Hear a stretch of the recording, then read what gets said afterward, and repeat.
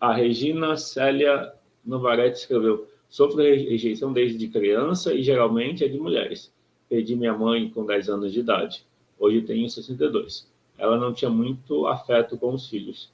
Nunca consegui manter amizades. Então, Regina, é importante olhar para o seu eu emocional. Um primeiro passo para se sentir rejeitada, né, ou sofro rejeição, é o sentir rejeitada.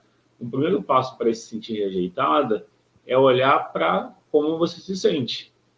Como você se sente em relação à rejeição? Normalmente é a tristeza.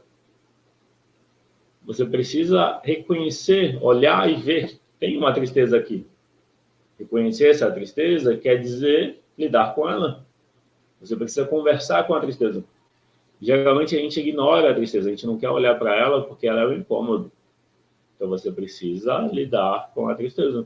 Quando você não quer lidar com a tristeza, ela não vai passar. E aí a questão de a mãe não mostrar afeto, isso mostra que você gostaria de ter recebido mais afeto. Então significa que você tem que dar mais afeto para o seu eu emocional. Entendeu? Porque a questão importante em relação aos pais é um olhar que depende de uma decisão. Você precisa escolher olhar para os pais como certos do jeito que eles são e como tendo dado tudo o que eles podiam dar. Eles já deram a vida, foi tudo.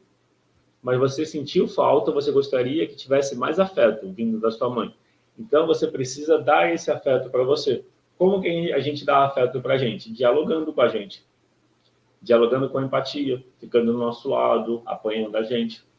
Essa forma de ficar do nosso lado, de dar cuidado, de se envolver, de se permitir sentir a tristeza. Não querer sentir a tristeza significa não estar disponível para se relacionar com o nosso lado emocional. A tristeza, ela é liberada quando a gente se permite lidar com ela. Quando a gente não quer sentir a tristeza, ela continua e ela aumenta. A Regina escreveu: sim, lido e já fiz vários trabalhos terapêuticos, mas ainda preciso observar o que ainda está pegando. É que são várias camadas, Regina. Por exemplo, aí vou falar de uma coisa que é o sistêmico, ou seja, às vezes a gente trabalha em terapia o aspecto pessoal. Ah, e tem mais uma coisa. Muitas vezes o processo terapêutico é mais cognitivo, é mais de entender. E muitas vezes a gente pode entender, mas o sentimento muda só um pouquinho. O sentimento muda quando a gente lida com ele no momento.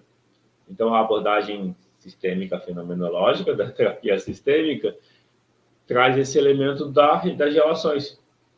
Então, algumas vezes, essa dor da rejeição não é só de uma pessoa na família.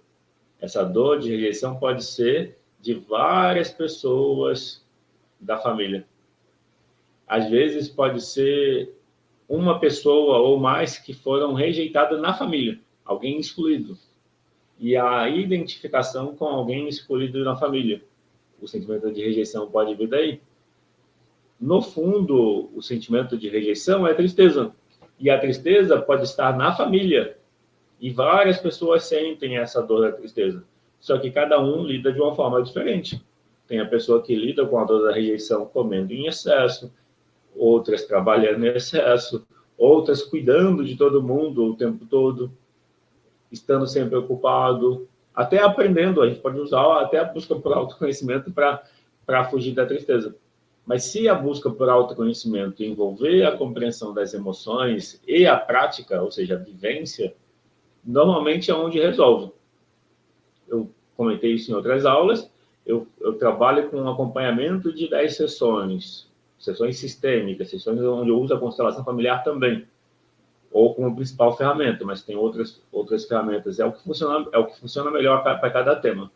Mas ao longo das 10 sessões, geralmente lá na quinta, sexta, sétima, o tema principal ele já ou está resolvido ou está bem encaminhado para a solução, de modo que já nem é tema do momento.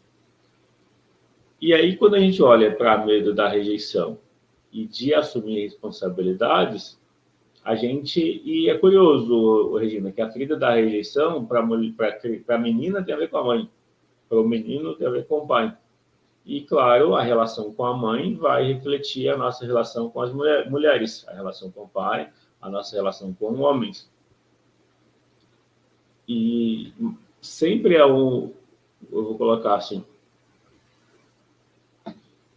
independente do que houve no passado, a forma como eu lido com o que eu estou sentindo hoje é sempre um primeiro passo da mudança. Se eu lido, se eu me relaciono, se eu me conecto, se eu cuido, se eu tenho autoempatia com as minhas emoções, a dificuldade tende a ser menor. Então, vou colocar isso como um princípio. Qualquer dificuldade que a gente enfrente, se a premissa for, deixa eu lidar com o que eu estou sentindo, por que eu tenho que fugir? Só porque é um incômodo? Será que eu não posso me permitir sentir o incômodo? Por que não? Às vezes é o se permitir sentir o incômodo que vai trazer a solução. Mas é preciso se dar essa permissão. Então, para fechar, medo da rejeição. Rejeição é uma ferida emocional. As feridas emocionais vêm da tristeza. Para mudar a ferida emocional, você precisa se permitir entrar em contato com ela. Eu comentei sobre a autorresponsabilidade, que é, numa situação onde você se sente rejeitado, você precisa olhar para esse sentimento. Como que eu contribuo para isso? Esse movimento, essa posição de olhar para como a gente cria o problema que a gente quer se livrar, eu digo que é essencial para a mudança. Se eu não assumo a minha parte, pode ser que eu estou querendo usar o problema para o outro mudar. Se o outro mudar, eu vou me sentir melhor. Se a outra pessoa se aproximar, se a outra pessoa agir diferente, aí eu mudo. Normalmente, essa fala é quando a gente não quer mudar. Se eu condiciono a minha mudança à mudança do outro, eu estou me defendendo. Claro, eu quero me proteger de frustrações. Mas enquanto eu quero me proteger de frustrações e eu condiciono, eu só vou me aproximar da pessoa se ela mudar. Mas qual é a minha parte nisso? Qual é a minha parte? Ou seja, só o outro lado contribui para o problema? E se eu olhar para como eu contribuo? Eu posso trabalhar a minha parte. Ainda assim, pode ser que o problema continue, mas eu vou focar na parte que está no meu controle. Se eu usar a minha dor para tentar, com a minha dor, mudar os outros, eu não estou contribuindo para a consciência. Como que eu contribuo para aumentar a consciência? Quando eu foco na parte, como eu contribuo para o problema. E eu contribuo com o problema não cuidando de mim, não cuidando do meu eu emocional, não me permitindo sentir o que eu estou sentindo. Por que isso contribui para o problema? Porque se eu não estou cuidando de mim, eu vou esperar que a outra pessoa cuide. Eu vou cobrar do outro algo que o outro não pode fazer. Às vezes a outra pessoa nem cuida dela. Agora imagina que a pessoa que não cuida dela, ela vai ter que cuidar também de mim. Não vai dar certo, ou não vai durar muito tempo. E aí vão ser duas pessoas insatisfeitas. Uma esperando que a outra cuide de si. Por isso, o princípio da autoempatia, do autocuidado, é um ponto básico para qualquer relacionamento e para qualquer problema que a gente lide. Autoempatia, que é voltar-se para si, para o que sente. Só o fato de você perguntar, o que eu estou sentindo agora? O que eu estou sentindo? Só o fato de perguntar o que eu estou sentindo e o que eu preciso. Só isso. Anota essas duas perguntas. O que eu estou sentindo e o que eu preciso. Só o fato de você se perguntar diante de um problema, ou se não for um problema, pode ser num momento, ao longo do dia. Porque essa pergunta, ela tem a função de fazer a gente tomar consciência do que a gente está sentindo no momento. Parece um incômodo. O que é esse incômodo? O que eu estou sentindo nesse incômodo? É tristeza? É medo? É raiva? Às vezes não está claro. Não está claro o que é. Eu estou incomodado. Estou sentindo um incômodo, mas eu não estou sabendo o que é. Isso pode acontecer?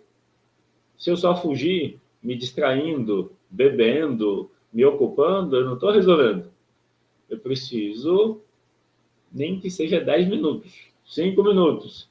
Entre em contato com o que você está sentindo e fica ali, 5 minutos, 10. Não vai aumentar se você se permitir sentir. Normalmente, quando você se permite sentir o incômodo, mesmo que você não entenda qual é o incômodo, você sabe que o incômodo vem de uma situação externa. Vem, na verdade, o gatilho, o início. O início quer dizer o que trouxe consciência, porque a dor já está na gente. A dor emocional já está na gente. Normalmente vem da infância. Mas uma situação tocou na minha dor.